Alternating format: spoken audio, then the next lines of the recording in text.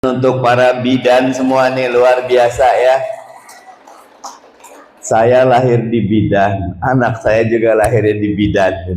Jadi saya sekeluarga sangat banyak mendapatkan manfaat dan kebaikan dari para bidan. Tadi Pak Dr. Senok ya, luar biasa, tidak ada objin kecuali dengan bidan. Pak Dr. Gigi Romi juga tadi menyampaikan peran para bidan, Prof. Diana, Prof. Laila, Pak Tommy dan semua, wabil khusus Dok Bidan Udur yang menjadi pejuang, seluruh hadirin wal hadirat rahimakumullah. Hayyikum bitahiyatil Islam. Assalamualaikum warahmatullahi wabarakatuh. Selamat siang dan salam sejahtera untuk kita semua. Ini acaranya sangat profesional, jadi cocok kalau temanya memang bidan profesional untuk generasi emas 2045. Sekali lagi tepuk tangan buat para bidan kita. Bu Dokter Bidan Udur, kalau ngelihat sekarang sih kayak para bidannya tidak ada masalah ya. Luar biasa semua ya. Padahal katanya dengan BPJS rata-rata melahirkan tidak ke bidan sekarang itu ya. Tapi tenang Pak Tommy, saya Pak Romi juga sudah bincang. Saya sudah bincang dengan Pak Gubernur. Mudah-mudahan akan ada paket yang menarik buat para bidan dari gubernur kita ya. Dan saya yakin bukan cuma gubernur, tapi Presiden Republik Indonesia Pak Prabowo juga akan sangat memperhatikan sumber daya unggul dari para bidan. Tadi Prof. Diana sudah menyampaikan apa Prof? Yang pertama itu tadi gesit, tangguh, mandiri, tambah satu lagi kreatif. Tepuk tangan buat bidan kita nih ya. Jadi izinkan, karena tadi dari awal sudah banyak, saya mau cerita saja. Mudah-mudahan dari cerita ini ada hikmah yang bisa kita bawa pulang untuk meningkatkan kualitas diri kita. Ibu bapak yang dirahmati Allah Subhanahu wa Ta'ala, ada cerita tentang kalung Fatimah. Apa Bu? Kalung Fatimah. Kalung itu apa? Yang dipakai Bu Dokter Bu Prof. Diana. Fatimah itu apa? Nama. Siapa nama siapa? Anaknya baginda Nabi Muhammad Sallallahu Alaihi Wasallam. Jadi Fatimah itu anak Nabi yang paling dekat dan paling cepat. Jadi ada kisah waktu Nabi lagi sakratul maut, Fatimah itu dekat sekali sama Nabi. Melihat Nabi demikian, atau saya pakai ini aja dulu ya. Enggak, ini aja kali.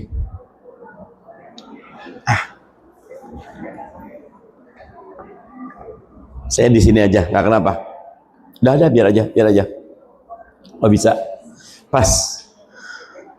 Jadi waktu Nabi sakratul maut, Fatimah tuh nangis habis ngelihat ayahandanya sakit. Tapi kata Nabi, sini. Nabi bisikan sesuatu. Sesudah dibisik oleh Nabi, Sayyidatina Fatimah ketawa dan senyum. Belakangan ditanya kenapa? Karena kata Sayyidatina Fatimah, tidak usah menangis, karena engkau yang paling cepat akan bertemu dengan aku. Ternyata Sayyidatina Fatimah memang tidak lama sesudah Nabi wafat, Fatimah juga wafat. Jadi itu yang bikin gembira ya. Jadi ceritanya judulnya apa tadi Ibu tadi? Kalung Fatimah. Ya, tolong diingat cerita kalung Fatimah ini. Jadi suatu pagi ada musafir mengetuk rumah Nabi. Nabi temui, rupanya musafir ini sedang kehabisan bekal. bersama keluarga meminta kepada Nabi bantuan. Nabi tanya kepada Ibunda Aisyah, ada makanan, ada apa? Ternyata di rumah Nabi tidak ada apa-apa. Tapi Nabi berpikir siapapun yang sudah digerakkan Allah datang ke rumah Nabi harus dibantu. Harus dibantu. Makanya Nabi kemudian teringat, datanglah engkau ke rumahnya Fatimah. Datang ke rumah Fatimah, diketuk, yang buka Sayyidina Ali, suaminya Fatimah. Saya diminta Nabi datang ke sini untuk minta bantuan kepada Fatimah. Fatimah nemuin, ternyata sama, dicari juga di rumahnya tidak ada makanan dan tidak ada yang bisa diberikan. Fatimah berpikir keras, kalau baginda Nabi Muhammad Sallallahu Alaihi Wasallam sudah memerintahkan, pasti ada. Beliau, Fatimah berpikir keras, apa yang bisa diberikan. Lagi berpikir, terus meraba, ternyata ada kalung. Kalung ini kalung hadiah dari Ibunda Khadijah radhiyallahu anha.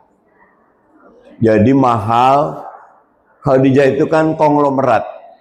Waktu Fatimah nikah sama Ali, Sayyidina Ali itu minta maaf orang miskin.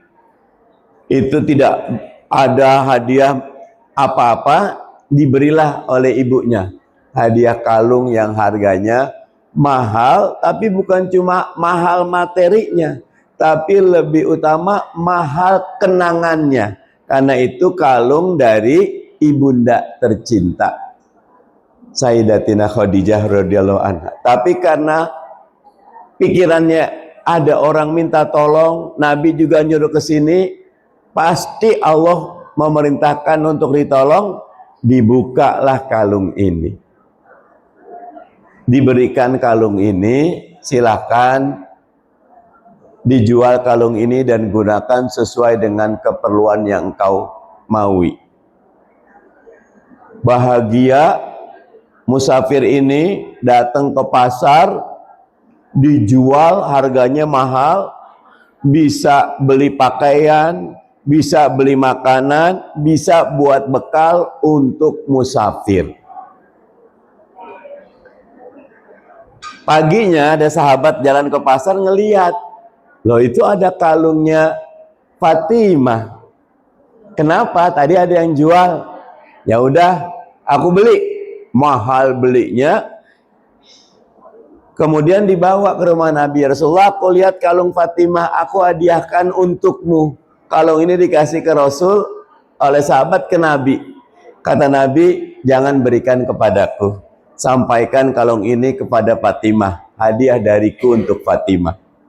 Akhirnya kalungnya dibawa lagi ke rumahnya Sayyidatina Fatimah. Jadi kalung ini menjadi sarana orang lapar bisa makan, musafir kesulitan bisa dapat bekal, bisa beli baju, bisa jadi sarana sahabat untuk infak sedekah, jadi sarana ayah sayang kepada anak. Akhirnya kalungnya kembali kemana? Kepada Fatimah radhiyallahu anha. Ibu bapak, ketika Fatimah menyerahkan kalung ini, tahu nggak bahwa kalungnya akan balik lagi? Tahu nggak? Nggak ada yang tahu. Apa yang datang dari niat yang baik, maka akan membawa kebaikan yang banyak. Sama para bidan ini, tadi saya kagum sekali, Bu Damanik tadi yang mimpin, itu ada cerita tentang tidak kira kaya dan miskin. Tolong aja gitu loh. Nggak pernah mikirin itu, karena memang tugas bidan memang menolong. Nah, ibu bapak, kisah kalung Fatimah ini buat saya membawa beberapa pelajaran. Pelajaran pertama, yakinlah. Ketika ada orang datang minta tolong, atau kita melihat ada momen perlu pertolongan, sebetulnya Allah yang mendesain momen ini untuk kita turun tangan. Menjadi pahala bagi kita untuk beramal soleh. Karena hidup ini bukan kumpulan apa yang kita bawa, tapi kumpulan apa amal yang kita kerjakan. Famay ya'mal mithqala dzarratin khairan yara, walaupun sebesar biji zarah. Dan para bidan ini momen dan peluang amalnya luar biasa terbuka. Jadi titip, apapun yang dari Allah, apapun permintaan Allah, apapun perintah Allah, itu yang terbaik yang harus kita lakukan. Tidak ada yang lebih dari itu. Karena setiap kita diciptakan oleh Allah, diberi rizki oleh Allah, akan kembali kepada Allah, dijaga oleh Allah, dilembutkan hatinya oleh Allah. La haula wala quwata illa billahil aliyyil azim. Titip, itu nomor satu. Fatimah, Nabi itu mikirin enggak, kalau bukan mikirin musafirnya, bukan, mikir Allahnya dulu. Apa kata Allah, apa keinginan Allah, apa harapan Allah, itu yang dikerjakan pertama. Itu pesan pertama. Pesan kedua, ibu bapak, titip, hidup ini medan ujian. Ad-dunya maidanul fitan. Setiap hari akan ada ujian. Dan tugas kita terus memperbaiki diri biar bisa lulus ujian. Dan ujian paling berat itu bukan di luar, tapi di dalam. Punya hati yang lapang, punya hati yang dermawan, punya hati yang husnuzon, selalu sangka baik, selalu siap menolong. Pulang dari rumah capek, tiba-tiba ada telepon, datang lagi, udah selesai, ada lagi. Kalau hatinya tidak lapang, berat. Tapi kalau hatinya lapang, semangat. Karena jasad ini adalah prajurit. Rajanya, panglimanya adalah hati. Menjaga hati jauh lebih utama ketimbang menjaga jasad. Tapi dua-duanya perlu dijaga. Nah, karena itu titip nomor 2, ibu bapak, sesudah kita kepada Allah, pastikan kita jaga kebersihan hati kita. Jaga kesiapan hati kita untuk terus menerus siap siaga. Jangan sampai ada panggilan tidak siap. Terakhir yang ketiga, ibu bapak, pesan terhadap cerita kalung Fatimah ini, siapa berbuat kebaikan akan balik kepada dirinya. Ya, hal jazaul ihsan illal ihsan.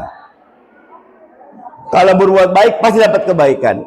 Problemnya kita itu kadang-kadang kebanyakan teori, kebanyakan pertimbangan berbuat baik. Padahal kita tidak tahu kapan kita masih punya waktu. Allah mengatakan kullu nafsin za'iqatul maut. Ini halal bihalal 2026. Tidak ada yang jamin kita bisa kumpul halal bihalal 2027. Minggu depan juga belum tentu. Makanya ketika ada peluang amal, lakukan. Peluang amal, lakukan. Jangan pernah peluang amal itu nanti aja dah, jangan. Tugasnya setan selalu bilang nanti aja, dikit aja. Padahal ini ada kisah sedikit sahabat Nabi, rumahnya jauh. Kalau subuh datang ke masjid tuh karena dingin, pakai baju double 3. Sebelum meninggal teriakannya 3, mestinya lebih jauh, mestinya lebih banyak, mestinya lebih baru. Ditanya, beliau meninggal. Dalam satu mimpi ada penjelasan kenapa mesti lebih jauh. Rumahnya jauh dari masjid. Ketika kita sedang sakratul maut, ibu bapak, itu Allah tayangkan lagi semua amalan kita, termasuk pahala-pahalanya. Nah ternyata walaupun rumah lebih jauh, beliau berharap mestinya rumah saya lebih jauh lagi. Karena setiap langkah kita ke masjid, setiap langkah ibu-ibu menolong pasien, setiap langkah ibu-ibu membantu ibu-ibu melahirkan, merawat bayi, wah itu pahalanya nggak kehitung. Mestinya lebih jauh lagi. Kenapa lebih banyak? Beliau waktu subuh itu bawa bekal. Satu roti karena jalannya jauh, hampir setengah jam bolak-balik 1 jam. Ada pengemis sebelum subuh datang, dipotek 2 gitu loh. Coba dikasih semua, karena itu lebih besar.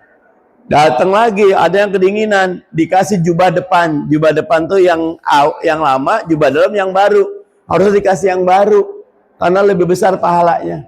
Jadi ibu bapak, wabil khusus para bidan, Kalung Fatimah mengingatkan bahwa ayo luruskan niat, lapangkan dada, dan terus bekerja untuk menolong orang sehingga generasi emas Indonesia 2045 dapat terwujud, karena para bidan profesional tetapi lebih utama hatinya lapang, selalu siap, karena ada yang di atas yang ngawasin.